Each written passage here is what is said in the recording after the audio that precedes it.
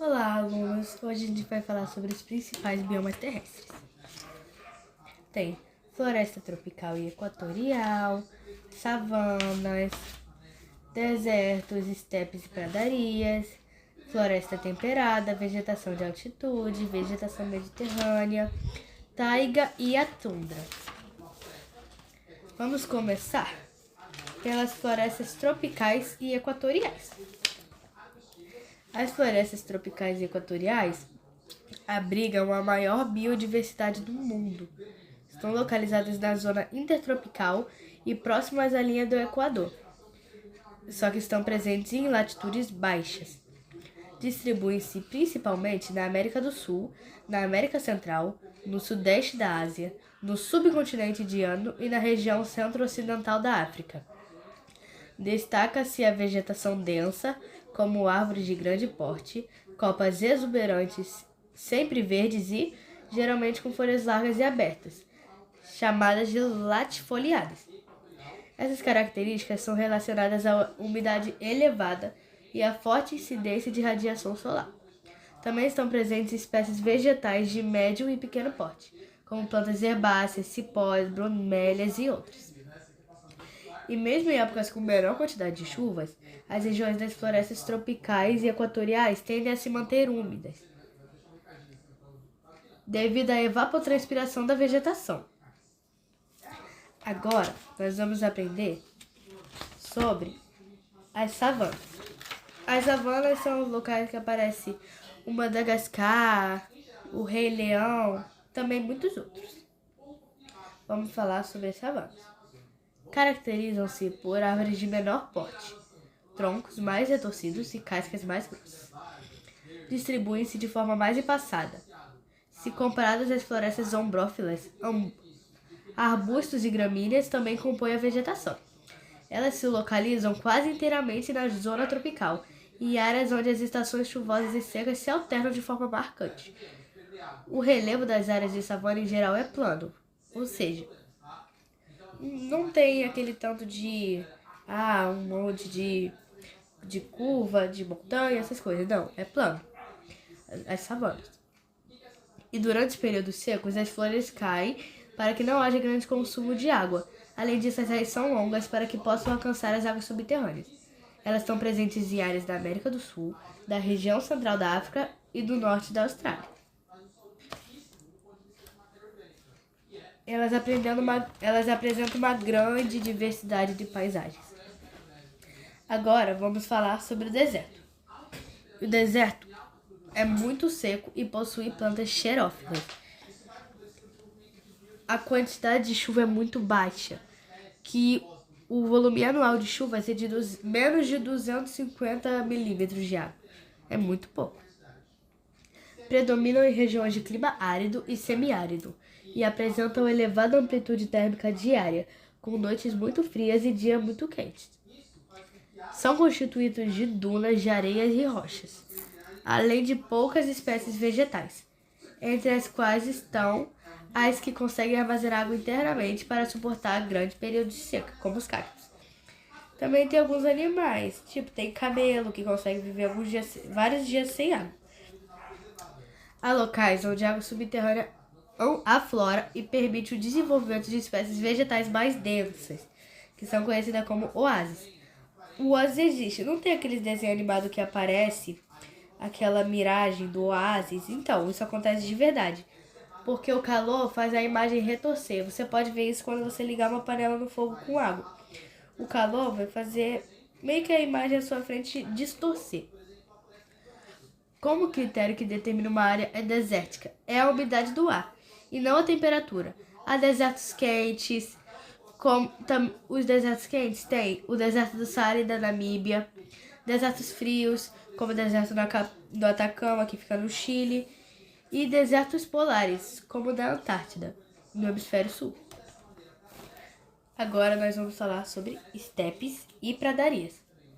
As pradarias são úmidas e são compostas por gramíneas, vegetação baixa rasteira, como pastos naturais, com pouca ocorrência de vegetação arbórea. Predominam em áreas de climas temperados e subtropicais. Os estepes têm têm características semelhantes às pradarias. Porém, são secos e se desenvolvem em áreas de clima mais seco, que torna a vegetação ainda mais rasteira.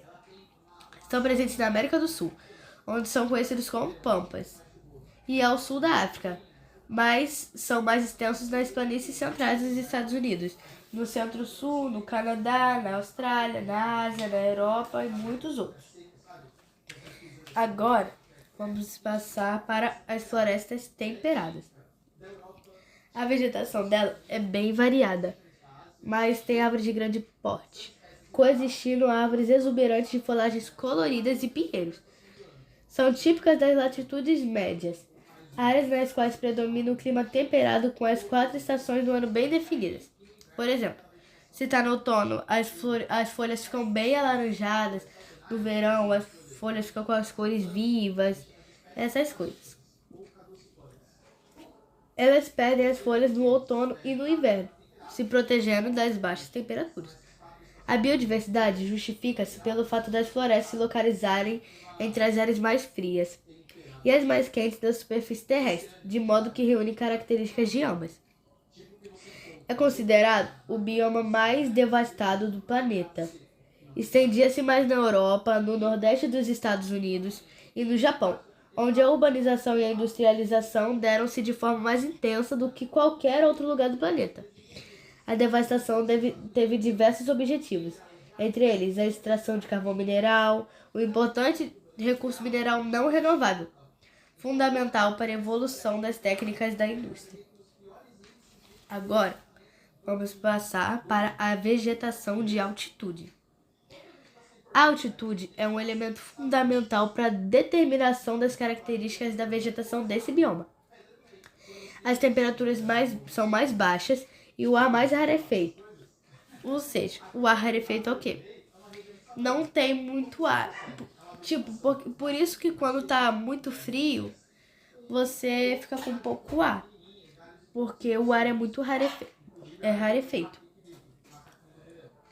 Aí isso faz com que a vegetação seja de pequeno porte, com predominância de gramíneas e musgos. Está presente em áreas de cordilheiras, principalmente na Cordilheira dos Andes, na América do Sul, e na Cordilheira do Himalaia, na Ásia. A vegetação mediterrânea. A vegetação composta por árvores de pequeno porte e arbustos de diversas espécies. Embora o nome esteja associado ao fato de que sua principal área de ocorrência seja na costa do mar Mediterrâneo, ela também se desenvolve nas outras áreas que as condições climáticas são semelhantes. O clima da vegetação mediterrânea se desenvolve apresentando verões quentes, porém secos, e invernos amenos mais chuvosos. Agora está quase acabando, pois estamos indo para a taiga, ou pode ser chamada de florestas de coníferas. A taiga é mais em um país específico. Aí não pode falar taiga da Argentina, taiga dessas coisas, porque não tá certo. Aí, se alguém falar taiga desse país aí, é porque são florestas de coníferas ou floresta boreal. Elas apresentam uma paisagem muito marcante, porque tem pinheiros de troncos finos e copas em formato de cone. É tipo aquelas árvores de Natal, aqueles pinheiros de Natal. As folhas permanecem sempre verdes e são pontiagudas. As folhas delas são pontiagudas, são chamadas de acifoliadas. A folha dela ela é bem fininha. Por quê?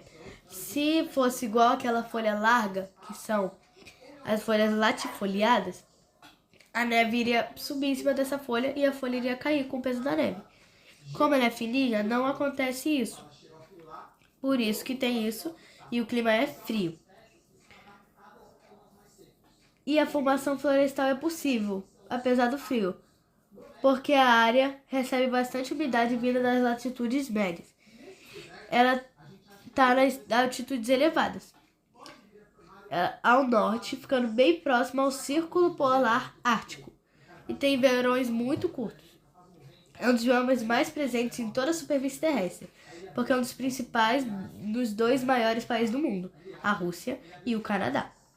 A exploração econômica está relacionada ao corte das árvores para a extração de celulose, principal matéria da fabricação de papel.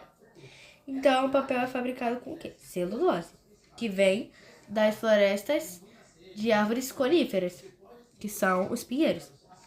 Agora, o último, não mais nem menos importante, a tundra, que tem vegetação rasteira e herbácea, composta de líquens e musgos, que aparece apenas durante o curto verão, quando ocorre o degelo parcial do solo, chamado permafrost. Por quê?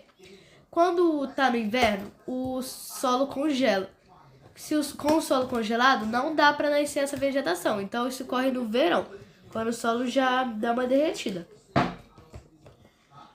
Isso é chamado de permafrost. O degelo, né, do solo durante o verão. As baixíssimas temperaturas impedem o crescimento de uma vegetação de maior porte. Por isso que ela tem uma vegetação rasteira. Se localizam nas latitudes elevadas do hemisfério norte, entre as florestas de coníferas e a região polar norte em condições de pouca luminosidade e de baixa pluviosidade, apresentando um clima polar, frio e seco. E a taiga e a tundra são os biomas mais preservados do mundo. Os principais motivos são a localização e as condições naturais, que dificultam o acesso e a exploração dos recursos naturais para fins econômicos. Então, gente, essa foi a aula. Tchau!